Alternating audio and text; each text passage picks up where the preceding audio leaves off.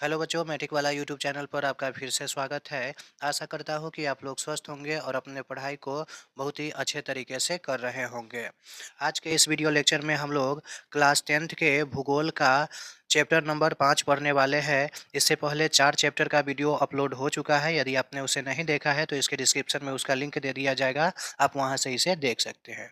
तो आइए वीडियो को शुरू करते हैं। वीडियो को शुरू करने से पहले एक छोटा सा प्यारा सा रिक्वेस्ट है कि आप हमारे चैनल को सब्सक्राइब कर दें, वीडियो को लाइक कर दें और अपने सभी दोस्तों में भी इसे शेयर कर दें। तो चलते हैं अपने प्रश्न की ओर। आज का हमारा पहला प्रश्न है, बिहार में धान की फसल के लिए भौगोलिक दशाओं का उल्लेख करें। यानी कि बिहार में धान की फसल के लिए कौन कौन से उपयुक्त दशाएं हैं उसके बारे में हमें बताना है। तो बिहार में धान के फसल के लिए उपयुक्त भौगोलिक दशाएं क्या है, निम्नलिखित है। पहला, कम से कम 24 डिग्री सेल्सियस तापमान होना चाहिए। यानी धान के फसल के लिए कम से कम 24 डिग्री तापमान होना चाहिए। उसके बाद दूसरा है हमारा 125 सेंटीमीटर से लेकर 200 सेंटीमीटर वर्षा होनी चाहिए। तीसरा है हमारा जलोढ़ एवं चिकायुक्त दोमट मिट्टी होनी चाहिए। तीसरा हमारा क्या है, जलोढ़ एवं चिकायुक्त दोमट मिट्टी होनी चाहिए।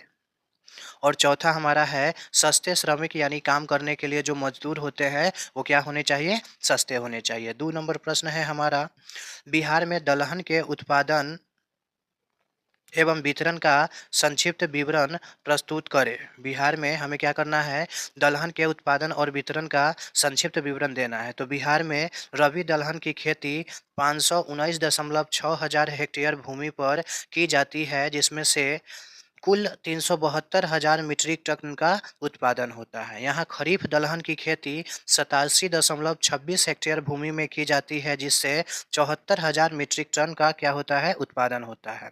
दलहन उत्पादन में पटना जिला का स्थान सबसे आगे है और औरंगाबाद, कैमूर क्रमशः दूसरे और तीसरे स्थान पर है।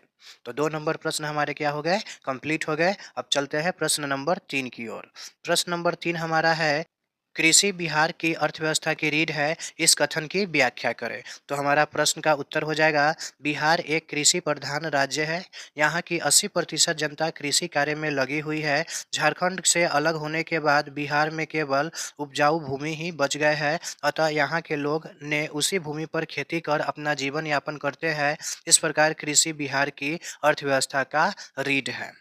अगला है प्रश्न नंबर 4 हमारा, नदी घाटी परियोजनाओं के मुख्य उद्देश्य को लिखें। तो नदी घाटी परियोजना का मुख्य उद्देश्य क्या है, तो इस नदी घाटी परियोजना का मुख्य उद्देश्य पहला है बिजली उत्पादन करना, दूसरा है हमारा बाढ़ एवं मृदा अपरदन का नियंत्रण करना, तीसरा है सिंचाई की सुविधा का विकास करना, चौथा है पर्यटन स्थलों का विकास करना और पांचवा है हमारा मत्स्य पालन यानी कि मछली पालन करना।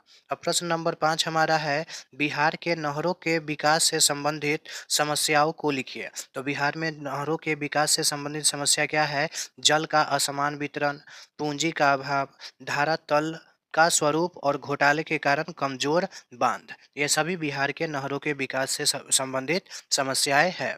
अगला प्रश्न नंबर 6 है हमारा, बिहार के किस भाग में सिंचाई की आवश्यकता है। तो बिहार के सभी भागों में सिंचाई की आवश्यकता है, क्योंकि यहाँ की कृषि है मानसून पर निर्भर करती है, जिसमें सकल भूमि का मात्र 46% ही सिंचित हो पाता है, शेष भाग सिंचाई से वंचित रह जाता है। अब प्रश्न नंबर 7 की तरफ चलते हैं, बिहार में वन के अभाव के 4 कारणों का उल्लेख करें। तो बिहार में वन के अभाव के 4 कारण निम्नलिखित है।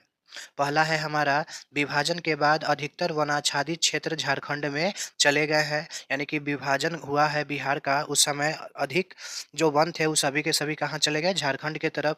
कृषि एवं निर्मित क्षेत्र के विस्तार के कारण, उसके बाद है वन के महत्व से संबंधित जागरूकता का अभाव के कारण और वन के अंधाधुंध कटाई के कारण बिहार में वन का क्या हो गया है, अभाव हो गया है।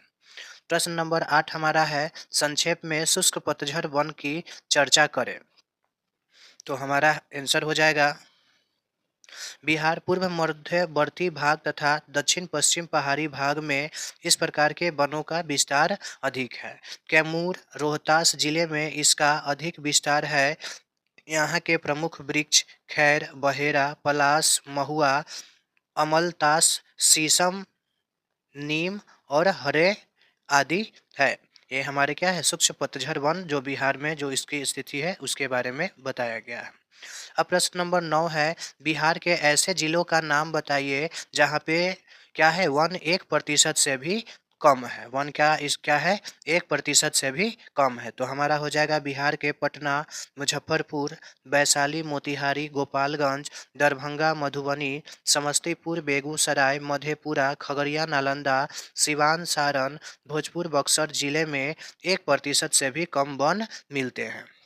अब प्रश्न नंबर 10 है हमारा, बिहार में स्थित राष्ट्रीय उद्यान एवं अभयारण्यों का क्या करना है, हमें नाम लिखना है। राष्ट्रीय उद्यान और अभयारण्यों की संख्या बताना है और 2 अभयारण्य की क्या करना है, चर्चा भी करना है। तो बिहार में 1 राष्ट्रीय उद्यान और 14 अभयारण्य है। बिहार में कुल कितने राष्ट्रीय उद्यान है, तो 1 राष्ट्रीय उद्यान है और 14 अभयारण्य है। अब है 2 अभयारण्य का विस्तार इस प्रकार है। पहला है हमारा बेगूसराय जिला के अंतर्गत मझौली अनुमंडल में 2500 एकड़ में फैला कांवर झील। कौन झील, कांवर झील एक पक्षी विहार है जहां 300 से अधिक प्रजातियों के पक्षी का अध्ययन एक साथ संभव है। यानी कि दरभंगा जिला में कांवर झील एक पक्षी विहार है जहां एक साथ 300 प्रजाति के पक्षियों के बारे में हमें जानकारी मिल सकती है। अब है दूसरा हमारा, दरभंगा जिला में कुशेश्वर स्थान पर वन्य जीवों के संरक्षण के लिए प्रसिद्ध है। यानी दरभंगा जिला में एक स्थान है जिसका नाम कुशेश्वर है, वह वन्य जीवों के संरक्षण के लिए प्रसिद्ध है। तो आशा करता हूँ कि आपको ये सभी 10 प्रश्न अच्छे तरीके से समझ में आ गया होगा। तो आप चैनल को सब्सक्राइब कर दें, वीडियो को लाइक कर दें और अपने सभी दोस्तों में शेयर भी कर दें। यदि आपको किसी चैप्टर का पीडीएफ नोट्स नहीं मिला है तो आप हमें 7004434999 पर मैसेज करके उस विषय का पीडीएफ नोट्स फ्री में ले सकते हैं। तो इसी के साथ मैं आपसे विदा लेना चाहता हूँ। धन्यवाद।